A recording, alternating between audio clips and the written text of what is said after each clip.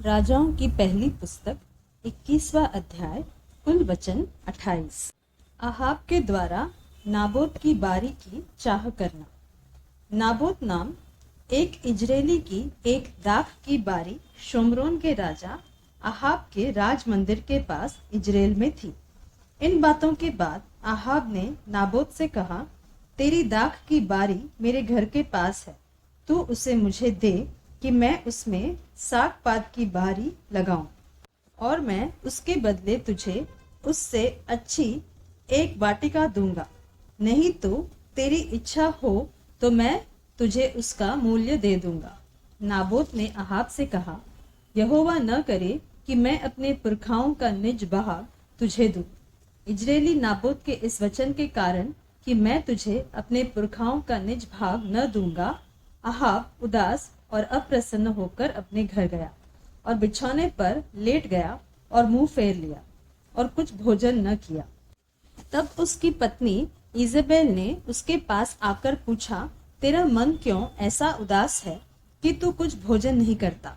उसने कहा, कारण यह है कि मैंने इजरायली नाबोत से कहा कि रुपया लेकर मुझे अपनी दाख की बारी दे।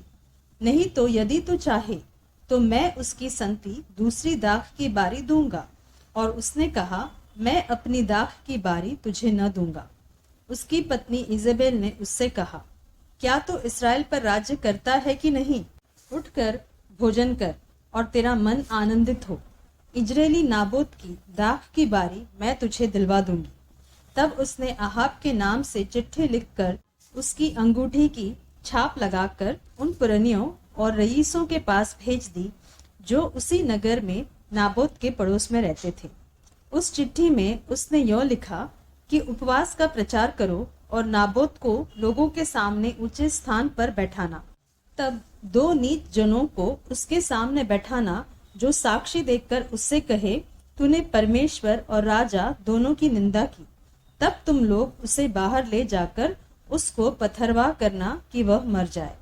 इजेबेल की चिट्ठी में की आज्ञा के अनुसार नगर में रहने वाले पुरनियों और रईसों ने उपवास का प्रचार किया और नाबोत को लोगों के सामने ऊंचे स्थान पर बैठाया। तब दो नीच जन आकर उसके सम्मुख बैठ गए और उन नीच जनों ने लोगों के सामने नाबोत के विरुद्ध यह साक्षी दी कि नाबोत ने परमेश्वर और राजा दोनों की निंदा की।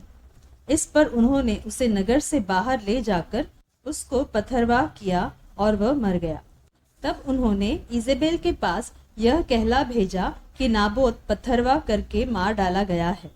यह सुनते ही कि नाबोत पथरवाह करके मार डाला गया है, इजेबेल ने आहाब से कहा, उठकर इजरायली नाबोत की दाख की बारी को, जिसे उसने तुझे रुपया लेकर देने से भी इनकार किया था, अपने अधिकार में ले, क्योंकि नाबोत जीवित नहीं परंतु वह मर गया है। इजरायली नाबोत की मृत्यु का समाचार पाते ही आहाब उसकी दाख की बारी अपने अधिकार में लेने के लिए वहां जाने को उठ खड़ा हुआ। तब यहोवा का यह वचन तिशबी एलिया के पास पहुंचा कि चल, शोमरोन में रहने वाले इस्राएल के राजा आहाब से मिलने को जा। वह तो नाबोत की दाख की बारी में है, उसे अपने अधिकार में लेने को वह गया है। और उससे यह कहना कि यहोवा यह कहता है कि क्या तूने घात किया और अधिकारी भी बन बैठा?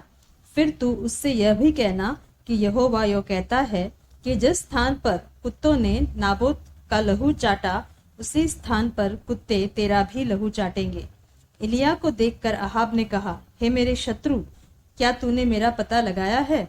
उसने कहा, हाँ, लगाया तो है, और इसका कारण यह है कि जो यहोवा की दृष्टि में बुरा है उसे करने के लिए तूने अपने को बेच डाला है।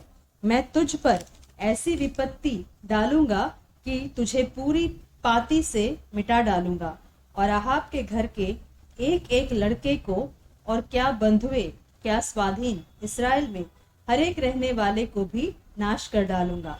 और मैं तेरा घराना नबात के पुत्र यारोबाम और अहिया के पुत्र बाशा का सा कर दूंगा, इसलिए कि तूने मुझे क्रोधित किया है और इस्राएल से पाप करवाया है।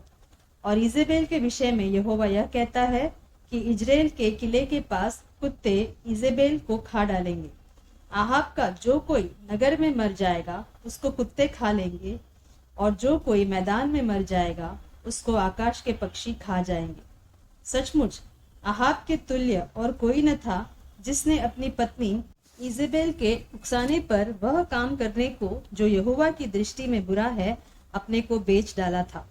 वह तो उन एमोरियों की नाई जिनको यहोवा ने इस्राएलियों के सामने से देश से निकाला था बहुत ही घिनौने काम करता था, अर्थात मूर्तों की उपासना करने लगा था। एलिया के ये वचन सुनकर अहाब ने अपने वस्त्र फाड़े और अपनी देह पर टाट लपेटकर उपवास करने और टाट ही ओढ़े पड़ा रहने लगा और दबे पांव चलने लगा। और यहोवा का यह वचन तिशबे एलिया के पास पहुंचा कि क्या तूने देखा है कि अहाब मेरे सामने नम्र बन गया है? इस कारण कि वह मेरे सामने नम्र बन गया है, मैं वह विपत्ति उसके जीते जी उस पर न डालूंगा, परंतु उसके पुत्र के दिनों में मैं उसके घराने पर वह विपत्ति भेजूंगा।